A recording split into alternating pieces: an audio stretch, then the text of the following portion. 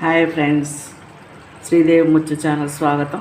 ఈరోజైతే నేను దోసకాయ, టమోటాలు, ఉల్లిపాయలు, ఎండు రొయ్యలతో పులుసు చేసాను. చింతపండు పులుసు పోసుకొని కూర అయితే వండేసాను. నేను రెడీ చేసేసాను. కూర అయితే అయిపోయింది. నేను దీనిలో కొత్తిమీర వేసుకుంటున్నాను. కూర అయితే చాలా బాగా వచ్చిందండి. బాగా ఇగురులాగా పులుసు, కారం అన్నీ బాగా సరిపోయినాయి.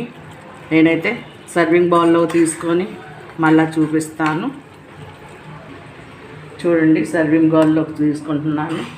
కూర అయితే చాలా ఎమ్మీగా ఉందని కూర అయితే సర్వింగ్ బౌల్లో తీసుకున్నాను. ఎండు రొయ్యలు, దోసకాయ కర్రీ, పులుసు,